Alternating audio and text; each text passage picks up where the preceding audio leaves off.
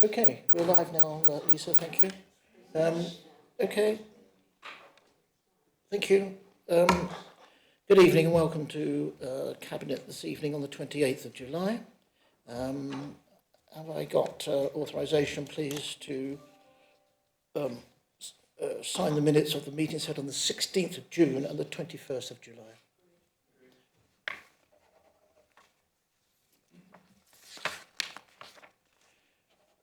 Right, thank you very much.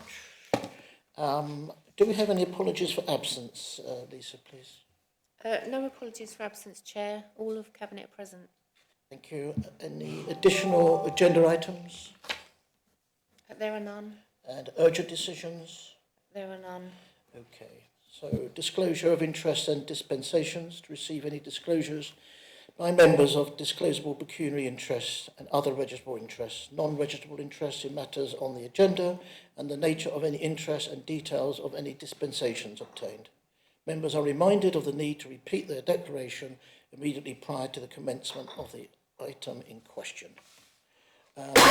Councillor Field, Catherine. Item 8, Trustee of the Delaware, it's personal. Thank you. Hazel, Councillor Timpey. Yeah, thank you, Chair. Item 8, Delaware Board Trustee, and also item 9, Bexhill Town Council. All personal, thank you. Thank you. Richard Thomas, Councillor Thomas. As Chair of the Housing Company, items 10 and 14. Okay, so we can move into the...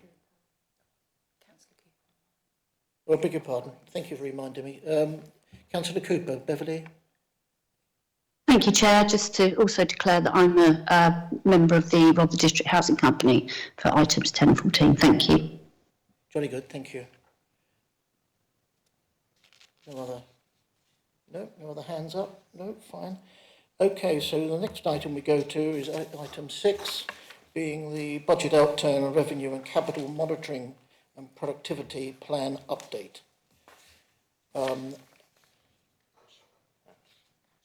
Ash? Hello, good evening, everyone. Yeah, I will leave Andrew to present the core of the report, but I just wanted to start off by saying a huge well done to SLT, the heads of service, and of course our teams that work within each department. As Andrew goes through the report, you'll see some really really positive news in terms of both the budget position, but more importantly, I think the savings.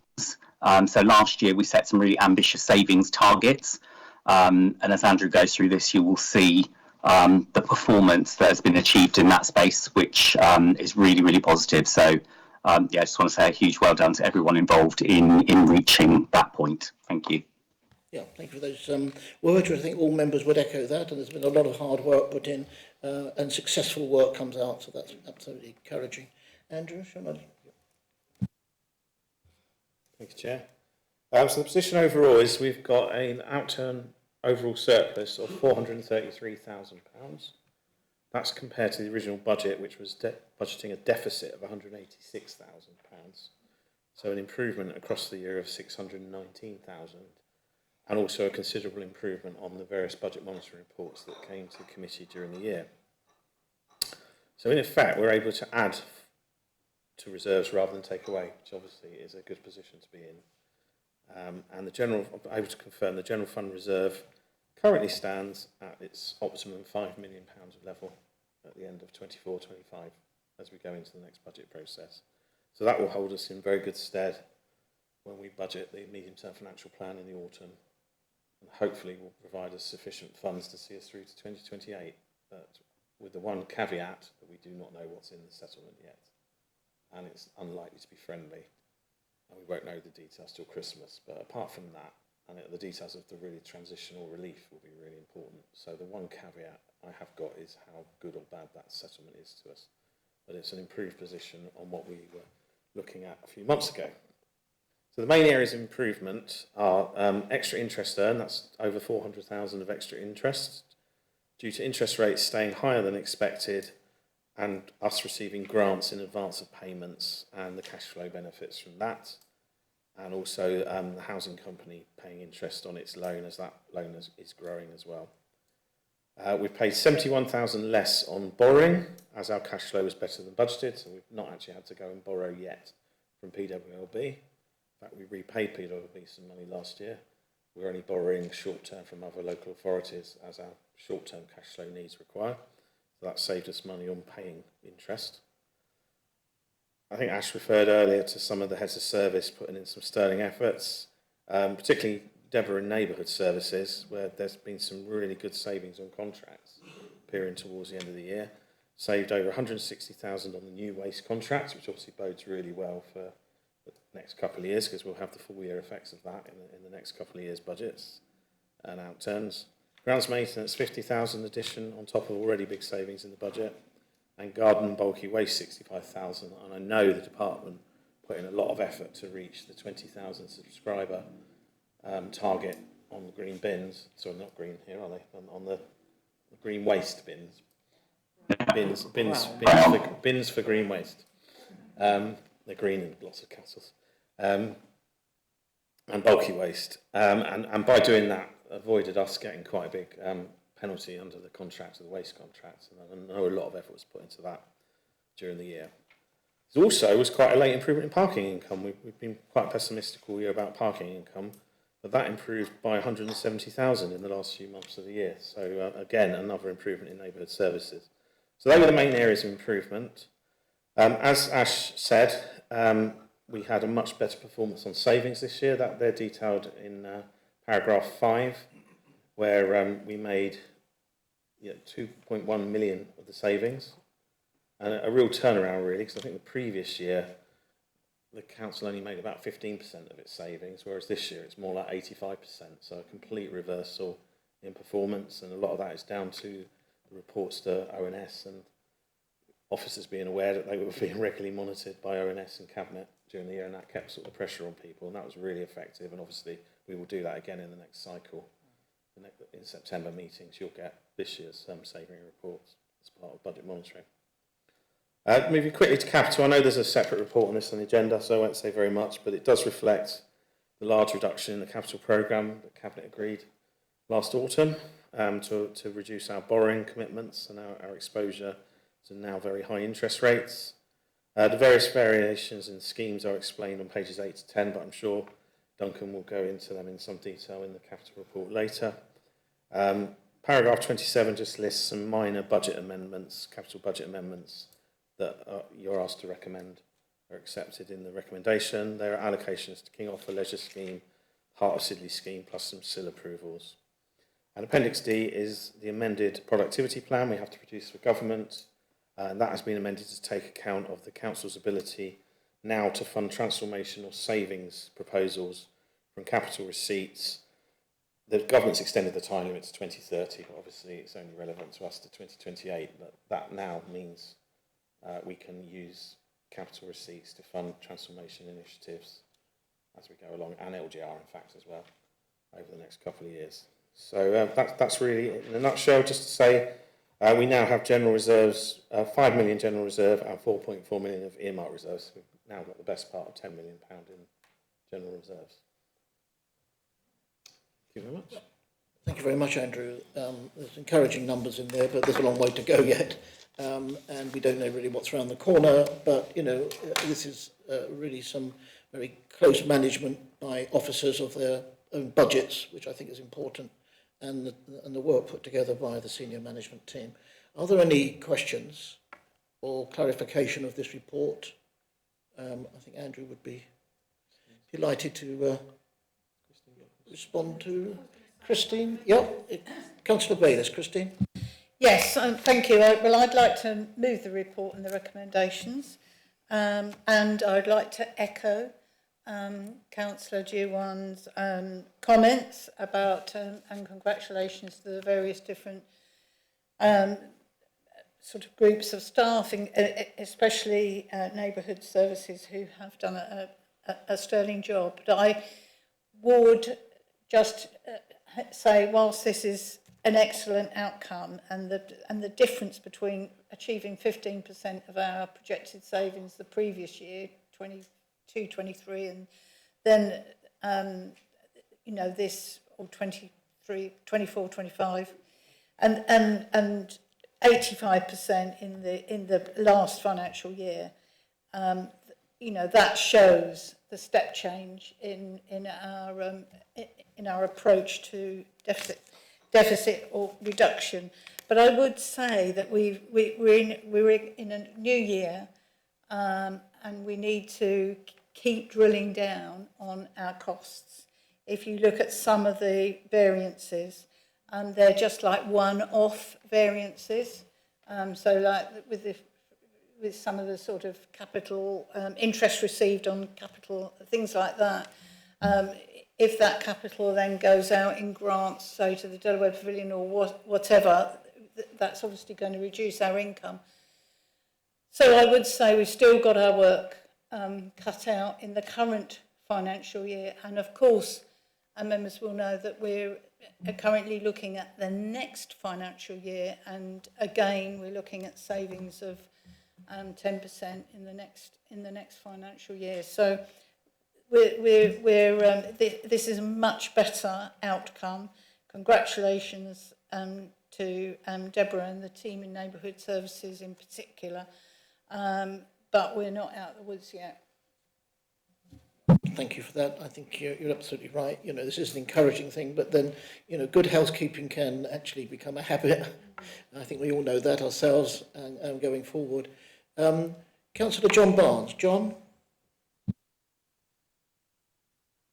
Yes, Councillor Bayliss struck a note which I think is quite correct, one of congratulation, but also caution. A lot of this depends on the current high rate of interest, which of course is a problem with our capital programme, but actually we've been able to use it to generate considerable amounts of income. As interest rates come down, as I think they inevitably will, although much more slowly than anticipated, that's bound to make making that sort of income more difficult. I don't want to be Cassandra because I think our team have worked miracles this year, and to actually add to the reserves is subject for congratulation. I had a question, however, around the productivity plan. Appendix D contains a very lengthy list of all ways the government get in the way of sane financial management by a local authority. I realise we're a very small one, but I wonder, having identified those problems, what steps we're taking through the LGA to actually alert government to the way we think things will need to go. I have it in mind, it's not simply this authority, but I think the new council that's going to be in place in 2028 will start with a very bleak financial prospect. And I think we do owe it to them to ensure that the LGA is pressing for a much saner approach to local government finance. A particular worry, I think, is going to be the redistribution of government finance, because I suspect we're going to suffer from that rather than gain. It's absurd given the low level of incomes in our area, but I don't think we are thought to be amongst the deprived, even though we are. Thank you, Chairman. Thank you very much. Are there any other questions? We've had them. Can I just add about to the congratulations, because a year ago, or perhaps longer, we were, every year, our reserves were going down and down and down. And everybody mentioned this magic 5 million, that was the percentage we had to have to actually be safe. And so it's extraordinary now. We are saying we have now 5 million in reserves. So although you've said caution, and we know with local government review in the horizon, that's going to cost a lot. But congratulations, I'd like to add my congratulations, every department, but as Councillor Bayliss has mentioned, particularly Deborah Cornelius, she's a miracle worker, I think. Thank you for those comments. Before we vote, I have had a seconder over here, Councillor. Yep, Councillor Colleen seconded it, so we are ready to vote. But I'd just like to invite Councillor Osborne. Yeah, thank you, Chairman. I think everything that we sort of discussed at scrutiny is covered in the agenda from page 33 onwards. But I would say, I think Andrew is being sort of a bit coy, to be honest. I think sort of a year, 18 months ago, he said, you know, he's going to push for this savings. And if departments didn't come up with the goods, they would be in front of scrutiny in cabinet. So perhaps that sort of small stick, if you like, has really sort of paid dividends here. So hats off to Andrew and senior officers for finding this. Also, I think the sort of, as Andrew said, the government grants we've received that has yet been spent have been useful with the higher interest rates.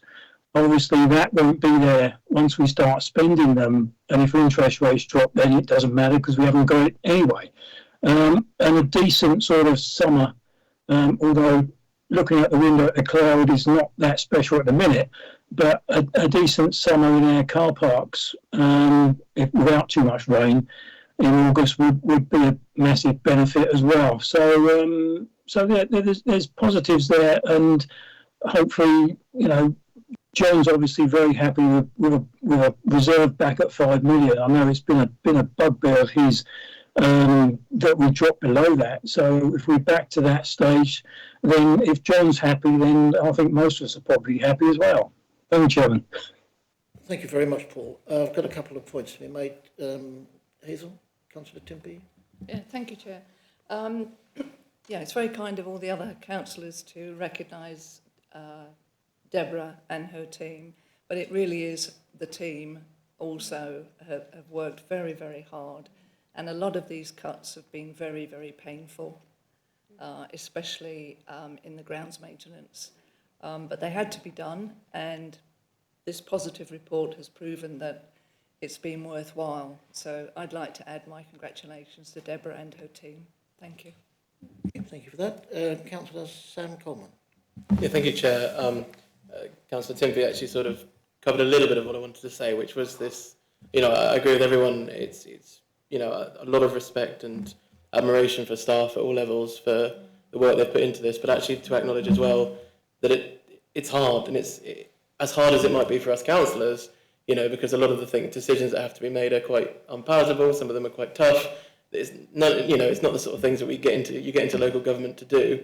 It's even tougher, I think, for staff who have to find these savings, find these areas, these things within these services where they can make changes. And I think it's important to reflect and highlight the reason that we do all of this, which is so that we can keep services running, so that we can deliver for our residents. And it's hard and it's tough.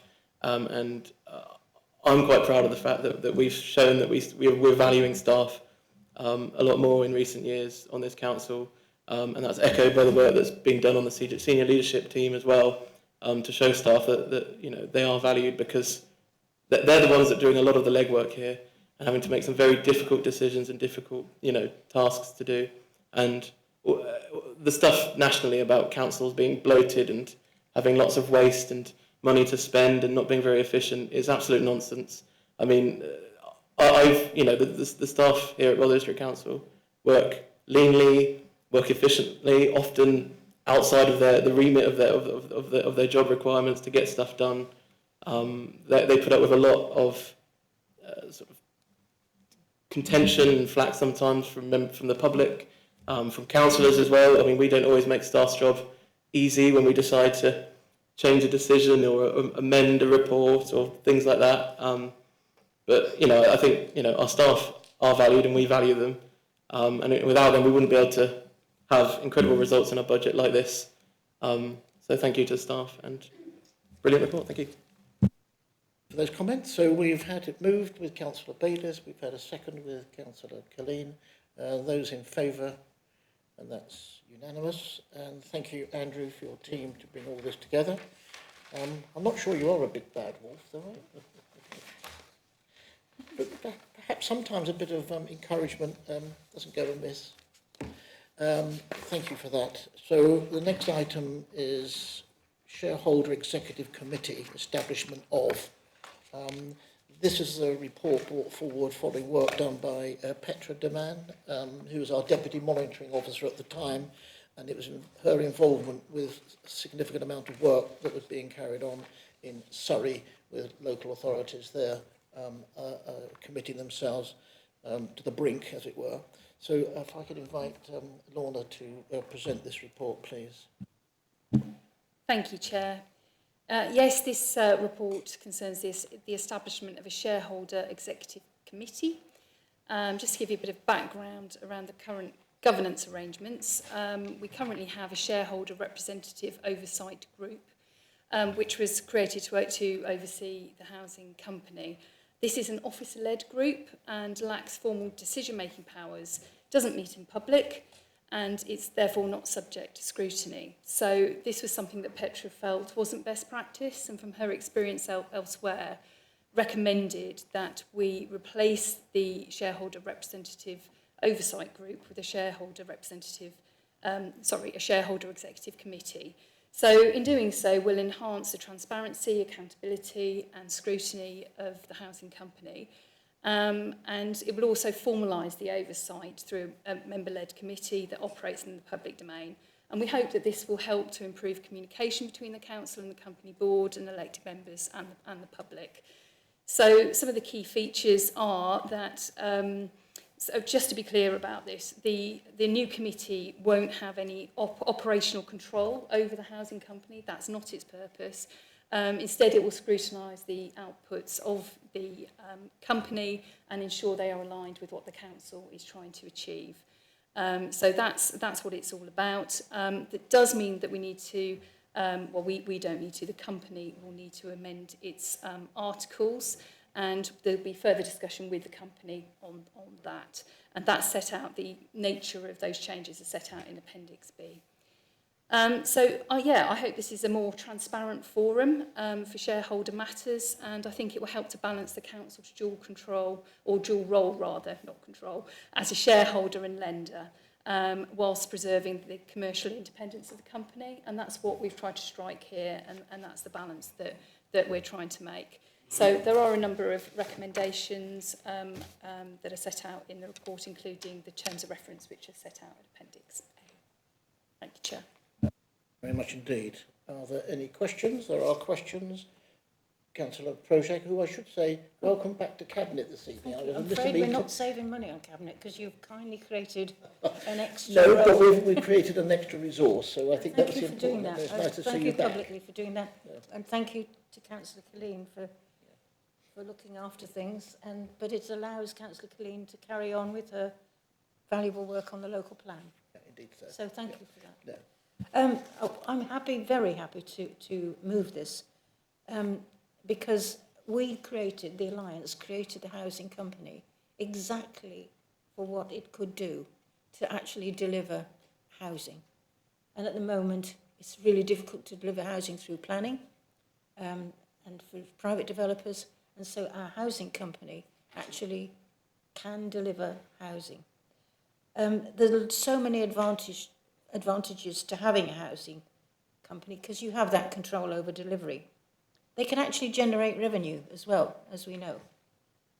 They can have access to low-cost borrowing, and the ones that are successful actually become developer services. They can develop other services, and they can diversify.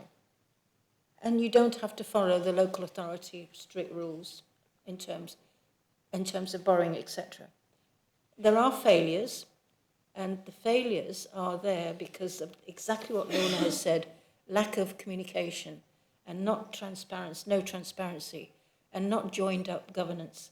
And it's absolutely key that your housing company, our housing company, has a business plan and there's clarity of purpose. And I think if it has those two things, and you have the member oversight, then you've got a recipe for success.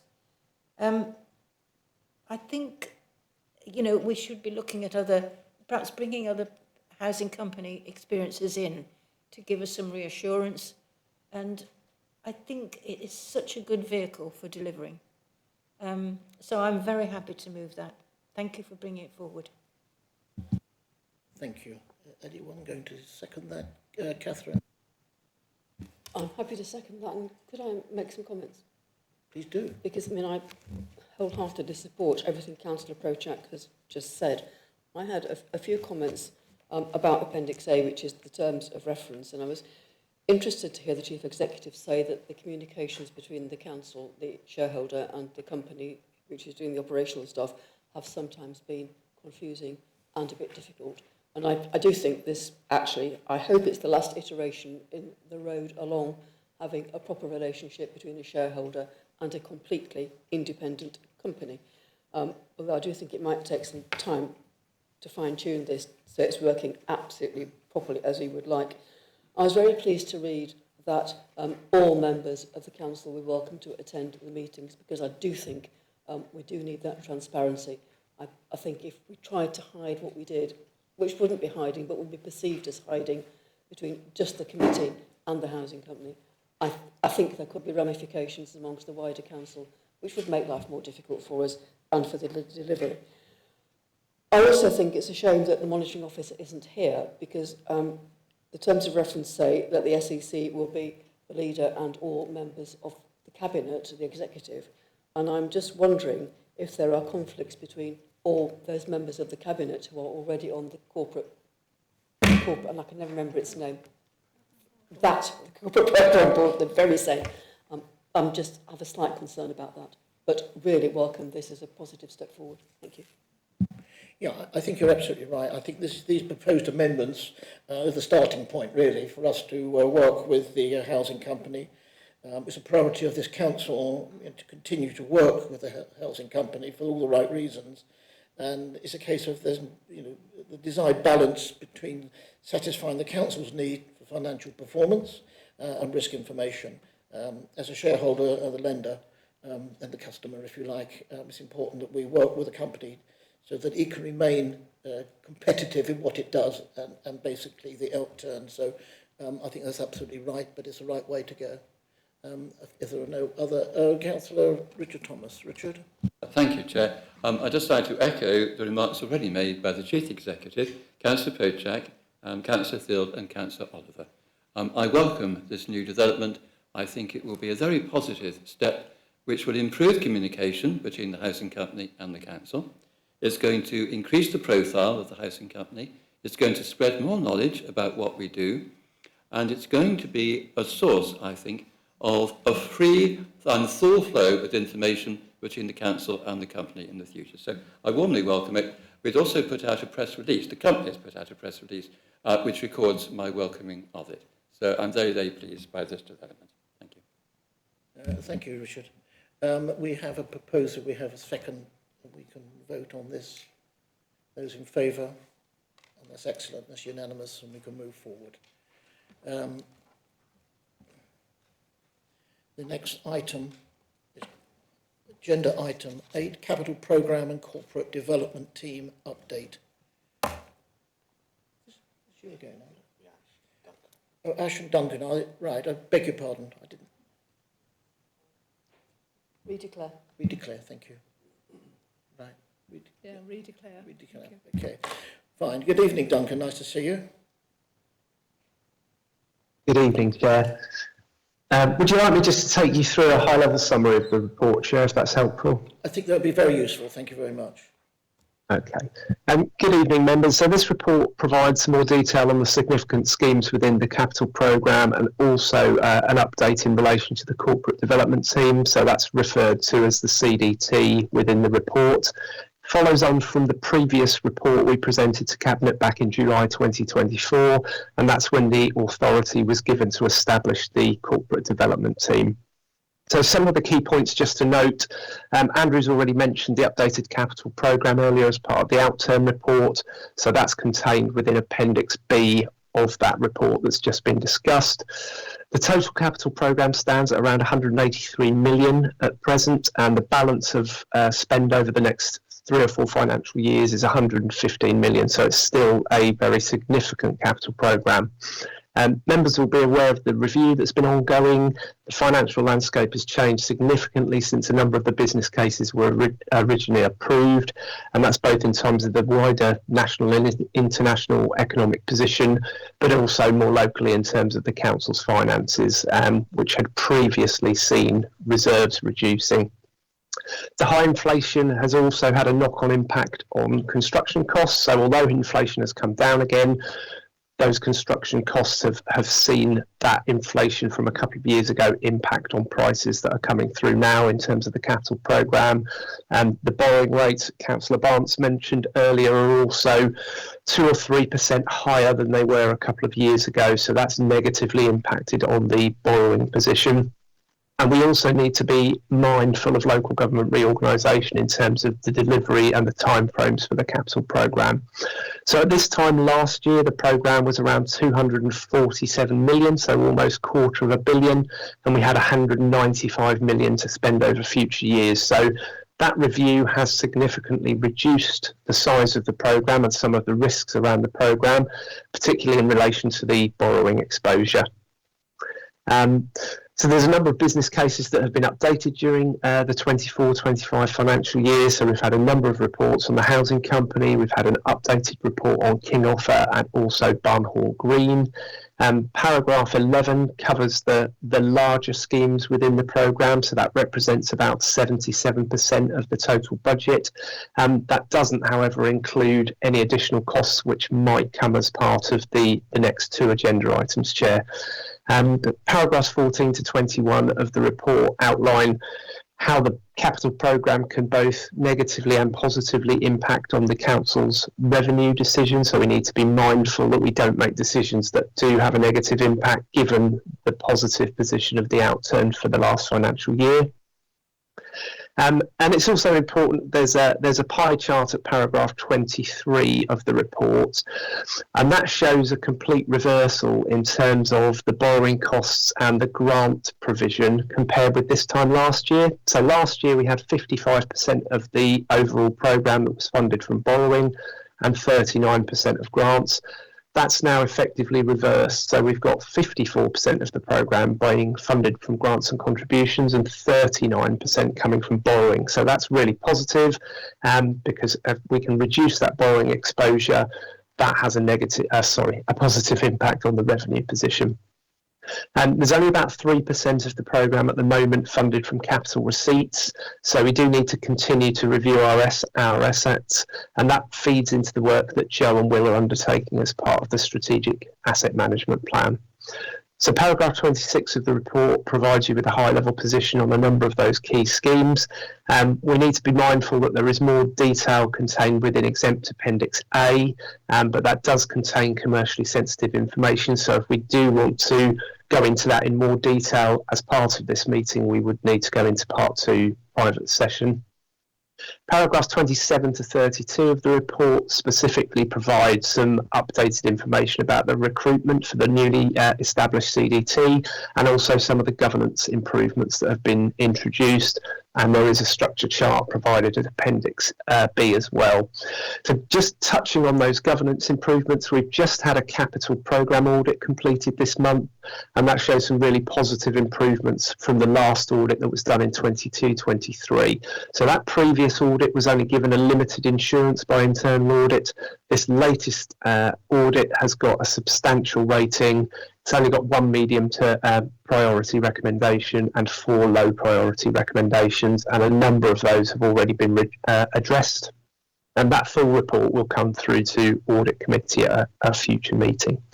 So just in conclusion, Chair, the capital programme's around 183 million in total at the moment, with a balance of 115 million to spend in future years.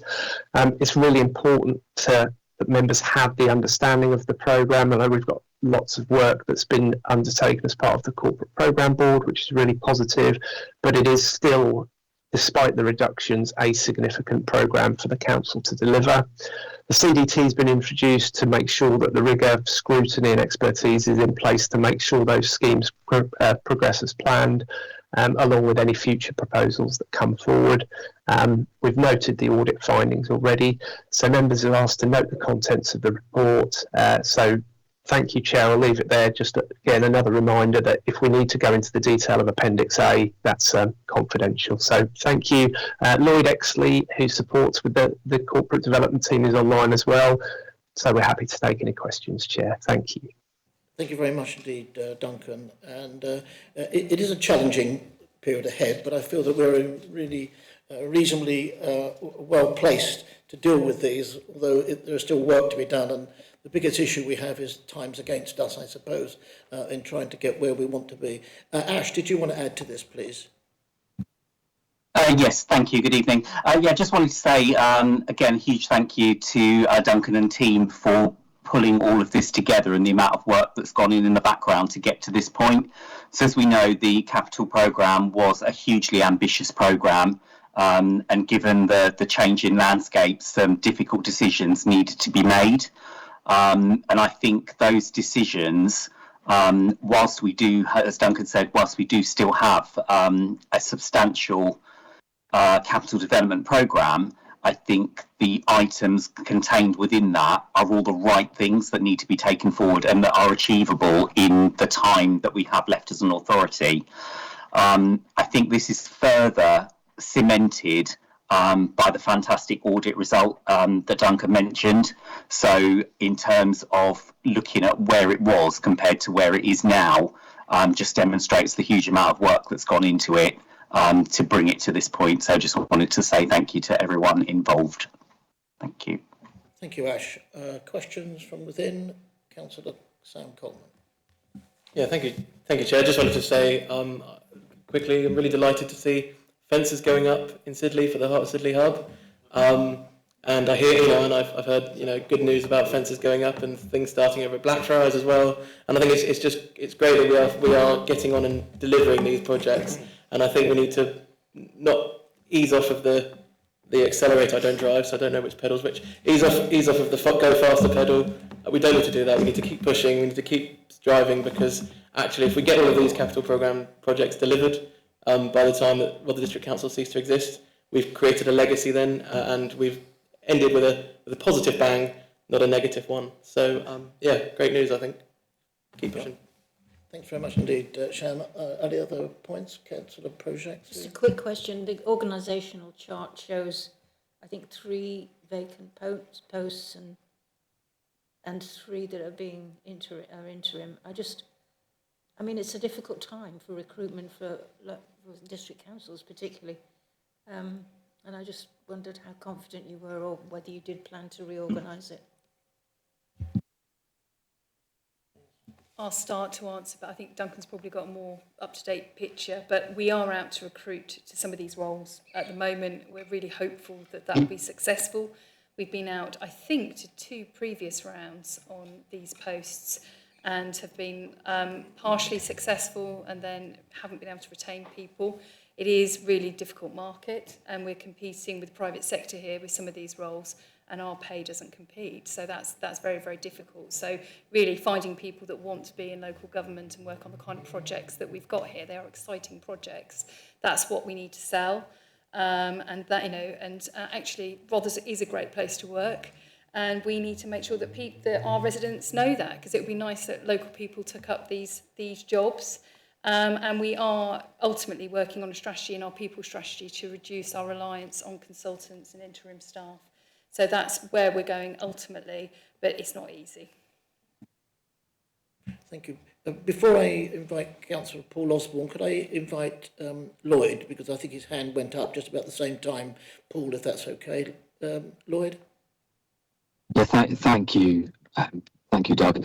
Yeah, it was just to add to Lorna's comments that we're having to take a balanced approach, because as Lorna outlined, it is particularly challenging at the moment to recruit and retain permanent staff.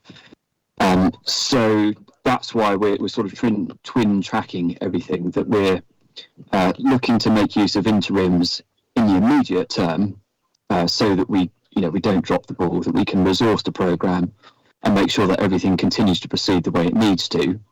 At the same time, really driving forward that permanent recruitment to try and get people within the four walls of the council, and just to retain some of the learning and get some benefits from it that way. Thank you, Lloyd. Councillor Paul Osborne. Paul? Yeah, thank you, Chairman. I'm not sure if this is the right forum to sort of ask the question, but I will. The Canberra Welcome Centre, I'm hoping is nearing completion. Does anybody have a sort of a completion date on that? Just wondering, that's all. I think originally it was sort of Easter, which was probably a bit optimistic, but it might be nice to see it sort of done pretty well soon, because we're now into the peak summer season. Thank you. Where does that want to be asked for? Lloyd, perhaps you can just give an update with Southern Water, or Duncan, whoever's got the latest position. Yeah, absolutely. So we're looking at building completion in early August this month. That has been the completion date for some time, and that's still what we're working towards. As Doug alluded to, we've had an unforeseen issue raised by Southern Water. It actually relates to their lack of maintenance of their own infrastructure, and effectively refusing it to allow us to connect. Absolutely nothing that the corporate development team or the project manager could have done about it. But that looks like it's going to have quite a significant knock-on effect to the water supply being connected to the building, which, needless to say, is quite fundamental to the operation. So we're still looking to get the building completed, get the car park open and everything as soon as possible. We're looking into alternative temporary measures for the water supply. But if that can't be sorted, it looks like the building won't be fully completed and signed off as such, probably until a couple of months after that period. So we're working through that at the moment. That's a very recent issue that's just popped up. Thank you, Lloyd. That's where we are on that, Paul, I'm afraid. Councillor Christine, sorry, want to say something, Paul? Sorry. Yeah, no? Well, I think ironically, Chairman, about 35 years ago, my father bought some land in Canberra. We built 9 houses and we're going to build 2 more. And at the time, 35 years ago, Southern Water wouldn't allow us to build 2 more because they said the infrastructure wasn't up to scratch. That's 35 years ago in 1990. So Southern Water haven't actually done their job for the last 35 years to a degree. So nothing much has changed. So that's a shame. But yeah, maybe the local MP might. She seems to have a good contact with Southern Water CEO and everybody else. So maybe a phone call to her might be a benefit to kick someone's backside. Thanks, Sharon. Paul, Councillor Christine Bayliss. Yes, thank you. I think Councillor Osborne must be telepathic, because that's exactly what I was going to say. That surely this is exactly the sort of circumstances where we should be bringing in our local MP and getting our local MP to sort out Southern Water. I mean, she's done quite a good job so far, getting compensation for residents in Hastings for their water supply being turned off. So I would have imagined that she would be next on my dialing list in the morning. Thank you. Right, sorry, it's Lloyd. Thank you. It was just to respond to Councillor Bayliss, if that's all right, Doug, which is to say, at the moment, because this is a very recent issue, we're just in the process of resolving it and trying to mitigate the impact as much as possible. Well, that's certainly a discussion that we'd be happy to have that might be quite useful. We will be looking at what recourses we have against Southern Water, because the issue that's come about and the way it's come about is frankly unacceptable. So, but at the moment that's secondary to just getting on and avoiding too much delay as a result of that. Okay, thank you for that, Lloyd. Any other comments from anyone? No. So, Chairman, yes, sorry, John, I didn't see your hand. I just wondered why this didn't come up at the planning stage. Southern Water does seem to me to be coming into this very late when they could have made an objection at planning and didn't. Lloyd, would you like to add anything to that? Presumably they were on site last week to connect and discovered that the size of the pipes was different, and they walked away. So that didn't really help the work at that moment in time. But Lloyd, would this been brought forward at planning? Yeah, again, without wanting to go too much into the detail of it, it should have been foreseen by Southern Water. It wasn't even that the pipe was the incorrect size. It's simply that it's been so poorly maintained over the years that it's calcified. It's got limescale basically built up on the inside of it, which has reduced the effective width. We had followed all the proper processes.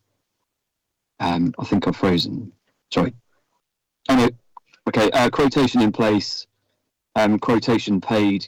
We had followed every stage of the procedure, and as Doug rightly said, the day of the connection, they said, sorry, our pipework is not up to scratch. You can't connect. We'll have to look at alternatives. So it's one of those things. It's hugely frustrating, but it's not something we can fix there and then. So we're going through the process. It's terribly frustrating, but we are where we are on that, so we can't do much about it, I suppose, apart from register our concerns with as many people as possible to see if there's any possible compensation or something that can affect us later on. There are no other questions. This report is to be noted. Someone would like to move the report?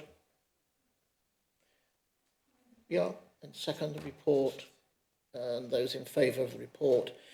Thank you very much. Duncan, did you want to add anything further to where we are at the moment? No, thank you, Chair. Thank you very much. Okay, we will move forward to the next item. Yeah. Item number 9, the Town Hall project, perhaps it should be called,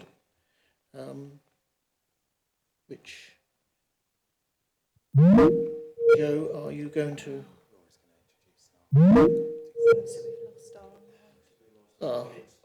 Lost our...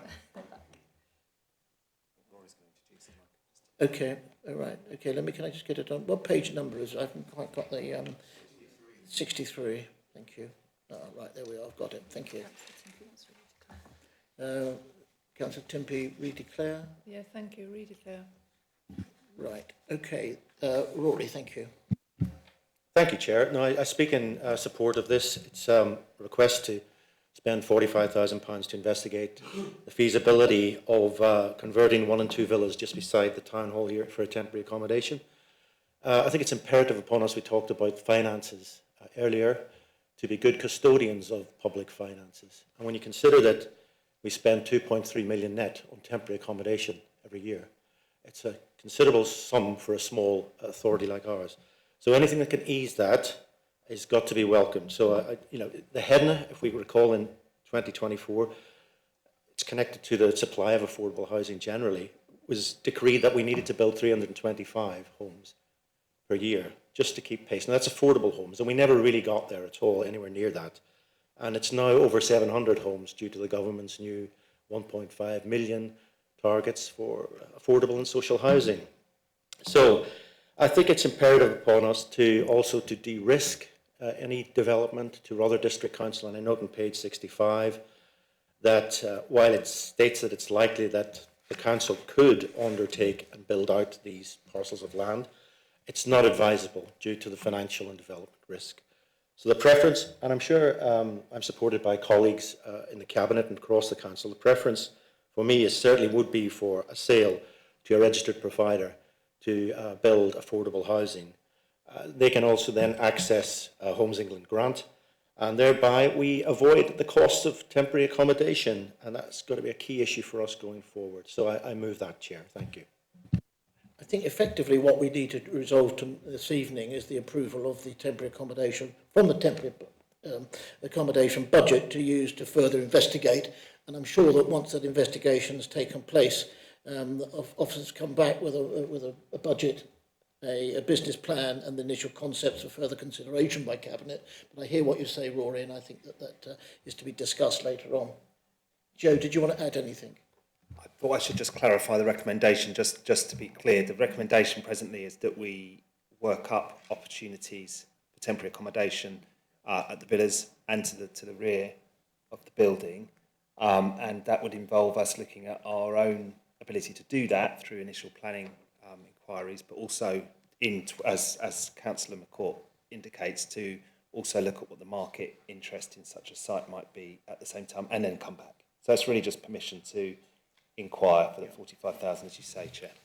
And the timeline on that, Joe, when would we expect something to be able to look at? I think the report indicates approximately 6 months. Any other member wanted to make any comment? Yeah, okay. John Barnes. John? Yes, I hope we won't let the best be the enemy of the good on this. To my mind, we have a temporary accommodation problem. We are still actually every year having to find money out of the budget to do that. If that actually is immediately viable and the scheme can go ahead, I would have thought in the short term that's desirable. Appendix 2 seems to suggest that that is best. In the longer term, obviously, you can consider a registered provider. We are, of course, next door to a listed building, so you would have to have a scheme that did actually fit into the area in terms of its architecture and so on. That is going to take quite a lot of time, be quite expensive. So I think I would urge looking at paragraph 12 as the one which is best suited to this council at this moment, and I think it would save us money, and that is important, but more important, it would actually meet the social need, because at the moment, the gap between people trying to rent privately and the level of incomes actually makes that very difficult. And I think registered providers are very reluctant to build them at the moment themselves because they're having to upgrade their existing stock. So there are a number of reasons why I think this is not a good moment for selling to an RP, and where it would be much better to concentrate on a temporary accommodation problem. Thank you very much indeed for your comments, John. Councillor Christine Bayliss. Christine. Yes, thank you. As the ward member, I would like to second Councillor McCourt's proposition. I think absolutely that a housing solution for this particular site is the right one. If members recall, a couple of years back, we were, or 3 years back, we were thinking very much along the lines of office space and stuff like that, which I just think is no longer viable. And in fact, I think we've had some space freed up in our block at the back of, where actually people are just don't need the office space anymore. So this has got to be the best solution. And my view would be that we just really need to crack on and get this temporary housing delivered as quickly as possible. There was one thing that I know has come up, is that we continue to use the Town Hall Renaissance title. If members of Cabinet recall, that was the name that we gave the project 3 years ago when we were talking about building an office block and a civic sort of annexed to the town hall. It was to, if you like, convey or communicate to people that this wasn't about redevelopment of the town hall, which a lot of people were talking about, but actually about the renaissance of the town hall and the civic centre. That's gone, that's finished. And so I would really like us to think of a new title for this particular project, whether it's the villas or whatever. But I think Town Hall Renaissance is a misleading title, and bearing in mind how much we sort of know that communications is key, it's really important that we come up with something that's suitable. Joe? I don't think that's a problem. I think we've all accepted the fact that the name is reflected to something that's gone by. So really, what you're proposing, Rory, if I can say, that you're looking to 45,000 of the approved temporary accommodation budget to be used for further investigate. The feasibility of converting 1 and 2 the villas into residence for TA. Now that's something which we could look at quite early, I suppose, Joe. Could we not, with our own resources? There is, the report does draw attention to the fact that it's slightly complicated by a business case that's gone in and been approved, and it's now in terms of refurbishing the villas for staff. Right. So that has a 3-year payback on it, okay, that case. But that's something we can take away and perhaps discuss with councillors as part of this process to establish what the priorities are and how we want to pursue it. And B, the feasibility of new build development on land at the rear of the town hall, Amherst, and the former Autolec buildings for temporary accommodation. The sale of available land at the rear of the town hall, Amherst, and former Autolec buildings for housing development, both affordable housing and open market sales. So officers to return to us within a reasonable period of time in order for us to assess the way forward. And I think there's very views here that will perhaps support what you come back and advise us later on. So you've proposed that. I think Christine second that. Those in favour of that, and that's unanimous. And I think this would be something quite achievable within the time frame, perhaps, of this authority. Okay. Next item, 10, page 77.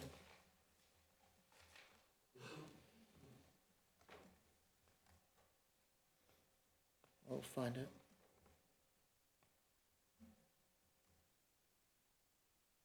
Okay. So,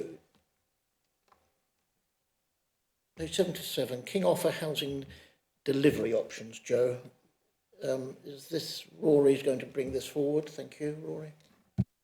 Thank you, Chair. As with the previous report, this one is slightly different in it. It's asking Cabinet to express a preference as to what we want to see the King Office site be, whether sale on the open market, sale for affordable housing tenures, direct delivery opportunities, or all of the above. And I'm sure the officers will come back with preferences in that. My personal preference, and I would hope that colleagues in the Cabinet would support it, is for the sale for affordable housing tenures. C, the option C, direct delivery, would of course be great, but there are issues with that, I understand, in terms of our viability and our capacity to do that. So I welcome the fact there's the potential for between 40 and 65 homes on this.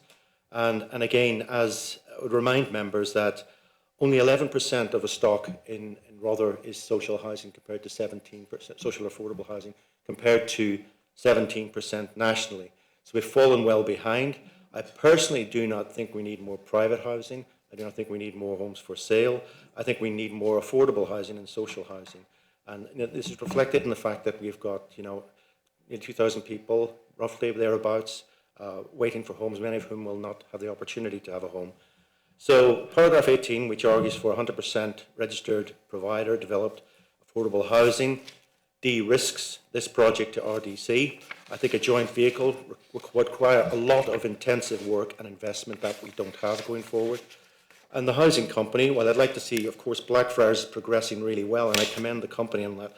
I'd like to see that over the line. I think an option there would depend on, again, more increased borrowing on that company, and therefore, for me, would not be an ideal option. Similarly with Turnkey, there's a lot of risk involved in that. John Barnes mentioned legacy and, the Local Government Association lobbying government. I'm going to shock everybody by saying that I agree entirely with Councillor Barnes on this one. and that, you know, we have to think about our legacy going forward. Local government reorganisation has kind of overtaken a lot of projects.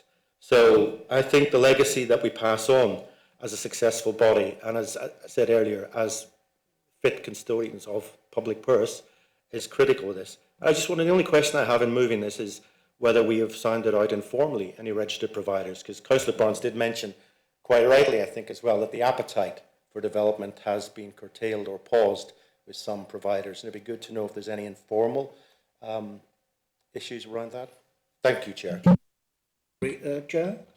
Yeah, apologies, Chair. I meant to come back to Councillor Barnes. Forgive me, Councillor Barnes, on the last item, but covered by this item.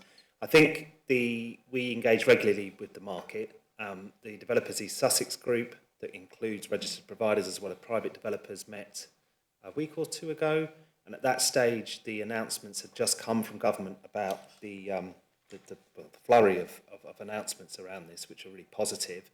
But the market has gone away to look at its business cases, and there's a number of measures in the announcements, particularly regarding the level of support for all the remediation that's required post-Grenfell tragedy, guarantee some more certainty on rent, future rents, to all to the good, and of course the extra money for social housing principally.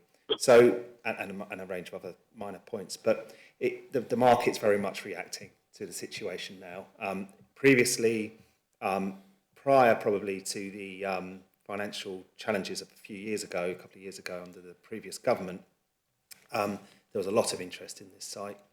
We think there will be quite healthy interest in this site. It's well located, pretty flat. We've spent Brownfield Land Release Fund on clearing it.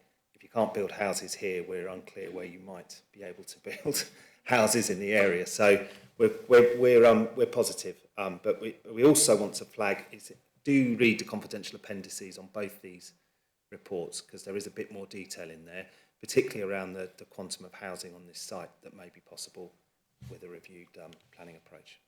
Thank you for those comments, Joe. Councillor Field was first. Catherine? Yes, thank you. I totally agree with Councillor McCourt. I do think there should be social housing. The term affordable housing in an area like this with very high house prices worries me, because if you're talking about 80% of market value, 80% of an expensive house is still an expensive house. So people need homes to live in, and I think we are ideally placed to deliver social housing for people in our district. I'm less certain about the delivery mechanism, because we have just agreed to have an SEC to oversee the housing company, which we know hasn't got a pipeline. And I wouldn't like to agree anything here which fetters our discretion when it comes to having discussions in the future with the housing company about projects we might like to deliver. Councillor Coleman, Sam. Yeah, thank you, Chair. I agree with Councillor McCourt. I think when we're looking at something like this, we need to, as a cabinet, what are our priorities? And I think ensuring as much affordable and in particular social housing, as Councillor Field points out, as we possibly can. I think that is a big priority, and certainly for me, and I know for Councillor McCourt as well. And then equally with that, it's about deliverability, because we don't want to be in a situation where, for example, we look at the joint ventures or turnkey options and we think, yes, brilliant, we get as much control as possible, we can make sure that every single house built is as perfect and as brilliant as it can possibly be as we want it, and then find that we don't have the officer capacity or resources, and frankly we run out of time and the project hasn't been delivered and then has to be passed on to a unitary authority who may or may not continue, and it just all gets lost in that cloud. So I think deliverability is really key because of the housing situation we're in and the need for homes, but balancing that with the need to maximise the social and affordable elements as far as possible. So I think a sale to a registered provider would be the ideal from my perspective, because I think it de-risks the sort of delivery of this due to LGR and capacity and things that we would have, whilst still ensuring that it's social homes. I personally don't think I could, or I certainly wouldn't want to contemplate full open market sales with no restrictions around affordable housing delivery, because as much as we need all sorts of homes, a project that big that's primarily or purely private sale or rent is not going to address the housing problems that we have locally. I don't think the turnkey options are feasible just because of the capacity and the time frames. If we were to do joint venture or to consider the joint venture, I think the sort of, we need to make sure we get the balance right in terms of how much of that joint venture is our responsibility, because obviously too much of it being our responsibility, and it becomes a burden on time, on resource, and the deliverability slips. And if it's too little in our responsibility, then really we haven't got much control. And if, say, for example, we were looking at 30% the minimum required affordable housing delivery in a joint venture, well, that's no different to if we'd sold it to a private developer who found the site viable for the minimum affordable housing element anyway. So I think if we were to joint venture, it would have to be pretty much down the middle as far as I can see. But I do think sale to an affordable housing RP would be the preference for me. Thanks, Chair. Councillor Sue Project. Thank you. Just a question, really. I mean, is it time we began to think of Councillor Barnes's favourite topic of modular homes and doing something innovative? And I mean, there are some wonderful, wonderful, high-quality homes that can be built very quickly. And I just wondered if we looked at that. When you look around at sort of European projects, certainly there are wonderful developments. Yes, right. If I can invite Councillor John Barnes. John?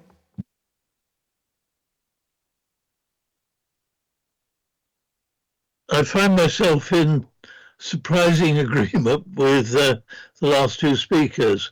I think the important thing is speed is of the essence here. I think the solution we need is the one that delivers soonest. We are in a housing crisis.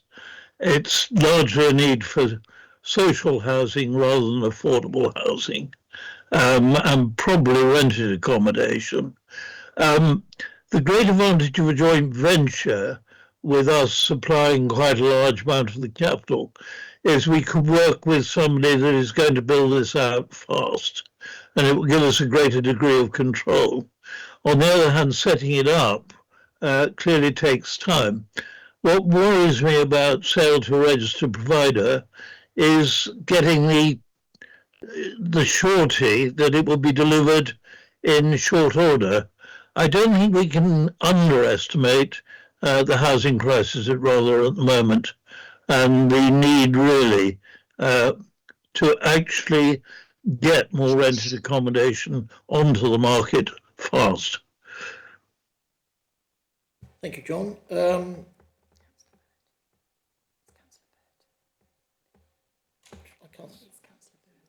Oh, sorry, Sue. Councillor Burton, I just couldn't read the name.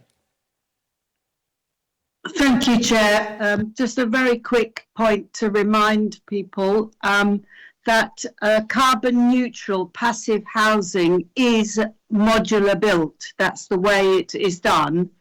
And to remind that option, that we can still remember reducing carbon footprint by our housing construction. And of course, a well-insulated, highly built property is cheaper to run, and that in the long term is of benefit to tenants as the years go by. So I add that into the discussion. Thank you, Chair. Yes, I'm sure those points will be noted by officers who are due to come back to us then. So basically, officers report back to Cabinet and Council on full proposed sale terms, JV opportunities, and seeking final approval of the preferred option regarding the residential development. Right, Councillor Thomas, so I didn't see you there. Thank you, Chair. First of all, just to comment upon what has been said about modular housing, you might be interested to know, Cabinet might be interested to know, Amy Thurn of the Housing Company has recently had a meeting with Jonathan Vinehall about his Wonder House. So just so that is something which we're thinking about, modular housing. So that's the first thing. The second thing is, I want to note that one of the things that's been said is the housing company may raise issues of viability and capability. Now, it's the capability side of it that I would just like to address briefly, if you don't mind. I think it's a very important thing because the housing company has a greater capacity actually to take on new projects than you might think. And indeed, it has prepared itself deliberately. It's been its own project, if you like, to put itself in a position where it's become a fully developed company embracing all the possible functions of a company. It's become an expert company with expertise on its executive and expertise on its board. So I think it's important to say in what way we've actually prepared ourselves to go beyond Blackfriars. The first thing we've done is we've employed a company called Churchill Hoy, and they are our technical experts on the actual project. Their job is to make sure that we don't pay more than we should pay, and we don't pay earlier than we should pay. Secondly, we have employed our own clerk of works, who keeps a close eye on the project for us. Thirdly, from Councils and Capital, the organisation that employs Neil Tickle, we actually employ the services of Jenny Zaluska as the senior project manager. And the reason for that is we recognise it is a very complex, a very important and crucial project, and so somebody of that seniority has been put in charge of it for us. Fourthly, we have taken one of our new employees, Cara Santanosito, who has performed extremely efficiently for the company, as I'm sure we all know, and she will be upgraded to become, to be trained basically as a project manager to work on future projects. So she will be there in a learning capacity to take on those kinds of responsibilities. Fifthly, we've unloaded a lot of the responsibilities to other people. So we have our own public relations company, our own branding company. The company also employs its own company secretary, its own governance expert. All of these things mean that there is bandwidth to take on new projects, and I think that's very important. We employ our own architects as well, and that's important. We've shown our flexibility in the way in which we responded to the ending of the Waits contract and the beginning of the Greymore one. When recently we had a difficulty with a resignation of the key member of the company, we were able to employ another person of the same calibre extremely speedily. And so what I would say is that the company has demonstrated, and I think it's very important, it's demonstrated its flexibility, its adaptability, and its agility. And that means it can expand itself, if need be, to take on a new function if the council so wishes. And one of the things that's been very much part of the debate tonight is how do we actually do this at speed? And so I want to emphasise that the housing company has many of the personnel, has got experience in the area, and will be able to scale itself up if the council wishes to include us in the examination of the options. Thank you, Chair. Thank you for those comments, Richard. I think basically we're looking to get officers to report back on the full proposed sale terms, JV opportunities, seeking the approval for the preferred option regarding residential development, and I'm sure they will explore all options. Sam? Councillor Timpey had her hand up first. Right, Councillor Timpey.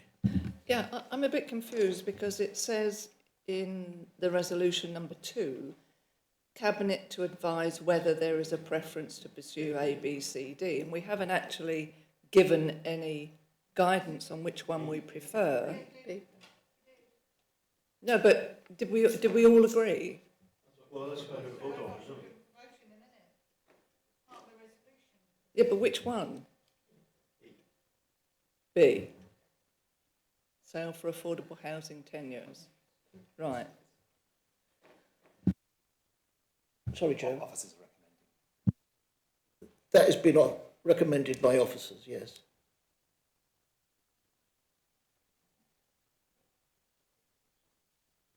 Yeah.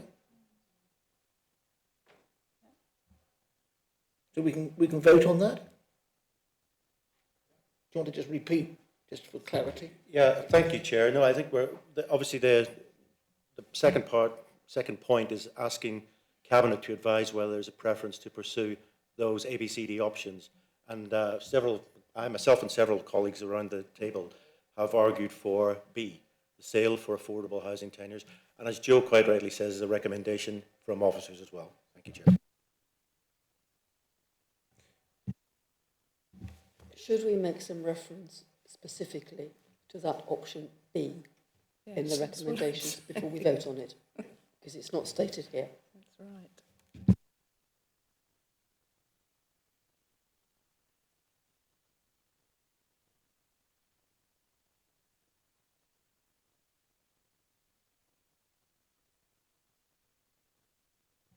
Using 20,000 from temporary accommodation budget, be approved to allow pre-sale activities, which will come back as a further report, and they will come back to Cabinet once the full appraisal has been completed. Thank you, Chair.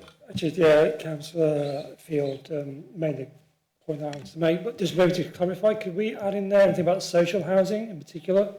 Obviously, affordable means many different things. I think we're all agreed that we want to see social housing in particular. Is there any way that we can amend to have that point? I minded to an earlier comment around the perfect becoming the enemy of the good. I do think it would be, that's definitely what, as officers, and our strategy does instruct us, adopted strategy now, actually when we wrote this it wasn't adopted, to try and prioritise that output, and government clearly wants to fund that output in terms of social housing. But there is a probably mixed in terms of the umbrella of affordable homes, including ownership, which is a really important product for a lot of our working families, particularly those earning under between 40,000 a year and 80,000 a year, which are not particularly modest incomes, but those people are excluded often from the open market. So it would be useful to use those as well. So while, so just to reassure members, we are very keen to pursue that tenure. And I would also direct members, just for clarity's sake, to point 52 of the report where we give a conclusion on what recommend. I'm trying to guide you to the option we consider. Yeah.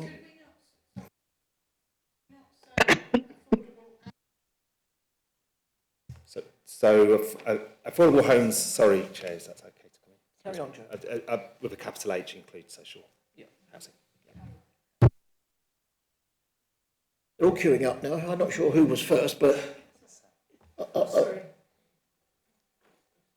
Sam, take the chair. I was only just going to suggest that perhaps then we could say something, even if it's just informally and not within the actual text of what we're recommending, that Cabinet's preference or steer is towards to maximise social housing within that affordable mix. Yeah. Catherine? I think the problem here is that the recommendations do not reflect the body of the report. We've all been discussing the body of the report, which is not what the recommendations say, because C does talk about affordable housing, which we're all agreed with, but we want to add social, and open market sales, which my reading of this discussion is that we don't want open market sales, we want affordable and social housing. So if we were to vote on the recommendations as they are stated here, even if we add in social housing, we still, I don't think, are voting for precisely what it is we've been talking about. Do you want to clarify that? Thank you, Chair. I think we're voting on the preference rising from the officers for the sale for affordable, social, effectively, housing tenures.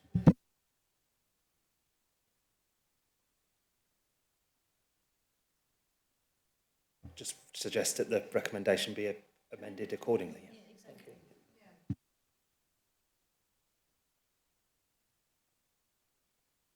If I may, I just want to ask a question about shared ownership, because shared ownership is becoming really, really problematic for people who want to move, who people can no longer afford it because their rents, the rent side goes up, and they have no control over it, or the lease side goes up.